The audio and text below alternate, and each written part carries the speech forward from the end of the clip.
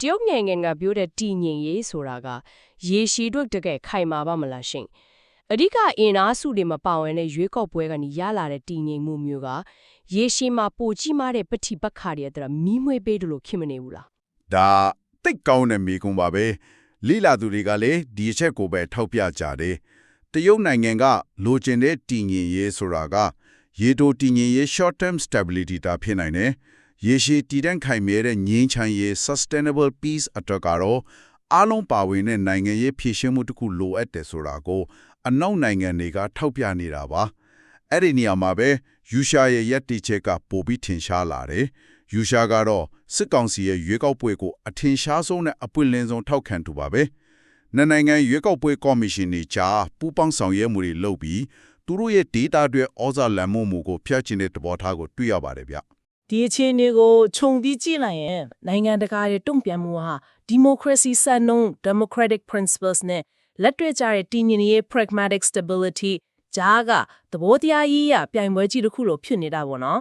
်လုံးဝမှန်ပါပဲအနောက်နိုင်ငံတွေကစံနှုန်းကိုကိုင်ဆွဲထားခြင်းမှာတရုတ်ရုရှားတို့လိုနိုင်ငံတွေကတော့သူတို့ရဲ့မဟာဗျူဟာမြအကျိုးစီးပွားနဲ့နေဆက်တည်ငြိမ်ရေးကိုဘယ်ရနဲ့မှမလဲနိုင်ဘူးဆိုတော့လက်တွေ့နိုင်ငံရေးကိုဦးစားပေးနေကြတာပါပဲဒီကြားထဲမှာပြားများနေရတာကတော့အာဆီယံပဲဖြစ်မယ်အဖွဲ့ဝင်နိုင်ငံတွေကြားမှာတော့ကတန်တဲမထွက်နိုင်ပဲသဘောထားတွေကွဲလွဲနေတယ်လို့သိရတယ်ဟုတ်ပါတယ်တချို့နိုင်ငံတွေကဒီရွေးကောက်ပွဲကိုထွက်ပေါက်တစ်ခုလို့မြင်ချင်ကြပေမဲ့အင်ဒိုနီးရှားမလေးရှားတို့လိုဒီမိုကရေစီကိုပိုတောင်းပို့ထားတဲ့နိုင်ငံတွေကတော့မြန်မာနိုင်ငံအတွက်ချမှတ်ထားတဲ့ဘုံသဘောတူညီချက်နားရက်ကိုအရင်အကောင့်အချက်မဖော်ဘဲနဲ့ရွေးကောက်ပွဲကျင်းပတာကိုလက်မခံနိုင်ဘူးဆိုတဲ့ယက်တီချက်မျိုးရှိနေပါတယ်အိန္ဒိယနဲ့ထိုင်းလိုနယ်နိမိတ်ချင်းထိစပ်နေတဲ့နိုင်ငံတွေကတော့ဘယ်ဘက်ကိုယိမ်းနေလဲသူတို့ရဲ့ယက်တီချက်ကတော့စောင့်ကြည့်လေ့လာရေးပါပဲအရန်သတိကြီးနဲ့ကင်တွယ်နေတယ်သူတို့အတွက်အဓိကဦးစားပေးကနေဆက် data တည်ငြိမ်ရေးနဲ့လုံခြုံရေးပဲလေ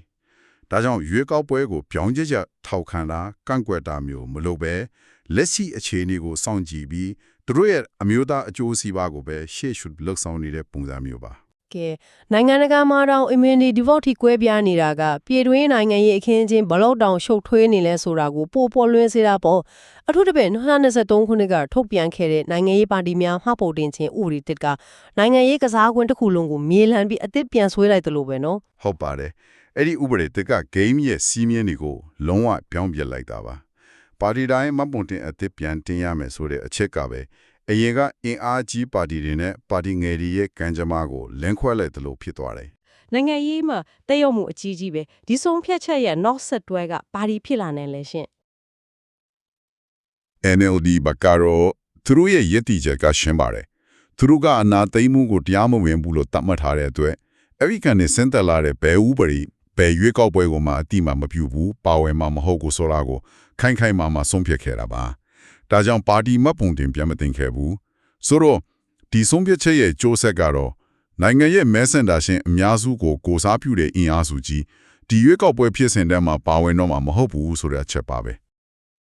NLD တခုတည်းမဟုတ်ဘူးနော်အင်အားကြီးတိုင်းသားပါတီတစ်ခုဖြစ်တဲ့ရှမ်းတိုင်းသားများဒီမိုကရေစီအဖွဲ့ချုပ် SNLD ကလည်းမှတ်ပုံတင်ပြန်မတင်ခဲ့ဘူးဒါကရှမ်းပြည်နယ်လို့အရေးပါတဲ့နေရာမှာဘလို့တက်ရောက်မှုရှိနိုင်မလဲ SNLD လို့ပါတီကြီးကမပါဝင်တော့တာကလည်း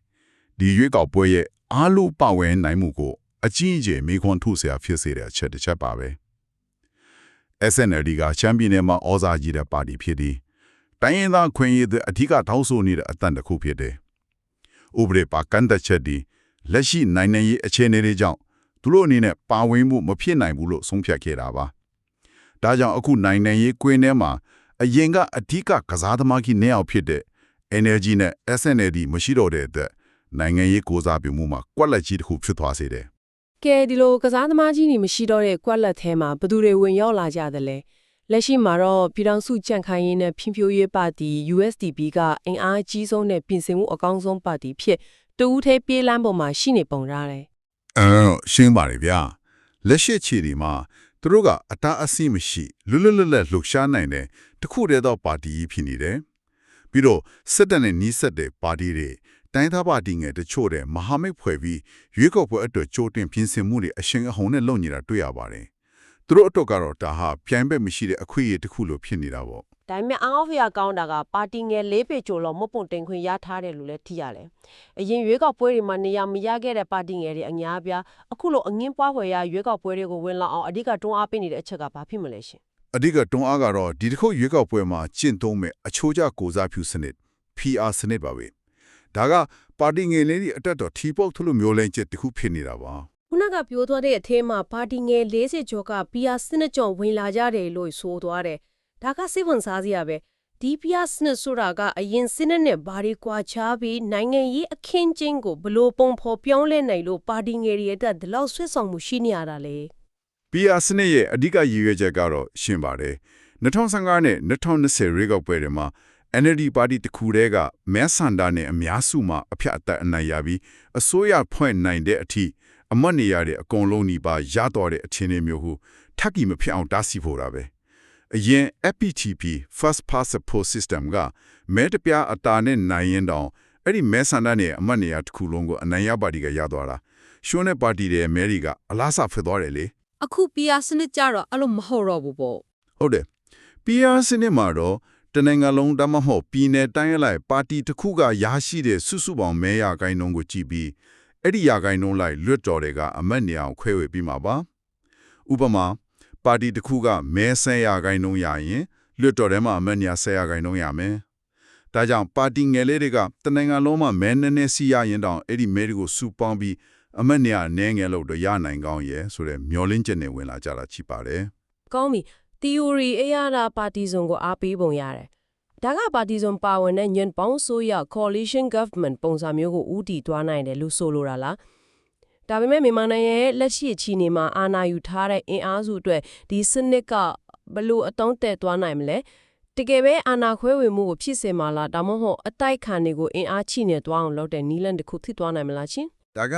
PR စနစ်ရဲ့တင်္ဂါပြားမှာရှိတဲ့နောက်တစ်ဖက်ကိုကြည့်ရမယ်အပိုင်းမှာပဲ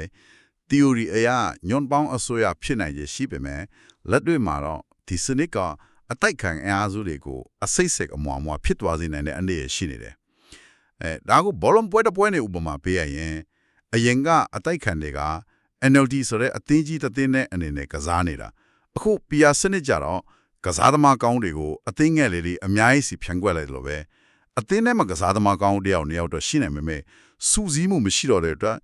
USDB လို့အသင်းကြီးတစ်သင်းကိုရှင်ကစားဖို့မလွယ်တော့ဘူး။အော်ဒီအချက်ကိုနေနဲ့ပိုရှင်းပြပေးပါဦး။ဒါဆိုရင်ဒီအချက်ဒီအလို့ရဲ့ဒီဘေကပါလေဒီစနစ်ကမြပီသူကိုကိုစားပြုမှုကိုတိုးမြင့်တည်ဖို့တဲ့စစ်တပ်ရဲ့နိုင်ငံရေးအခမ်းကဏ္ဍကိုရေရှည်မှာပိုပြီးခိုင်မာသွားစေမဲ့ view ဟာမြောက်ကစားကွက်တစ်ခုဖြစ်နိုင်တယ်လို့သုံးသပ်နေကြတာပေါ့။ဒါကတော်တော်လေးတို့အရေးကြီးတာချက်ပဲ။ဟုတ်ပါတယ်။ဒါကြောင့်နိုင်ငံတကာလေ့လာသူတွေကဒီ PR စနစ်ကိုမိတ်ဆက်လာတာဟာနိုင်ငံရေးမှာအားလုံးပါဝင်နိုင်မှုကိုမြင့်တင်ဖို့တဲ့အာဏာကိုသူတို့ထိန်းချုပ်နိုင်တဲ့ပုံစံတစ်ခုအောက်မှာဆက်လက်တည်မြဲနေအောင်စီမံတဲ့ခြေလှမ်းတစ်ခုအဖြစ်ရှုမြင်ကြတာပါ။ဒါမဲ့ဒီ theory တွေဥပဒေတွေ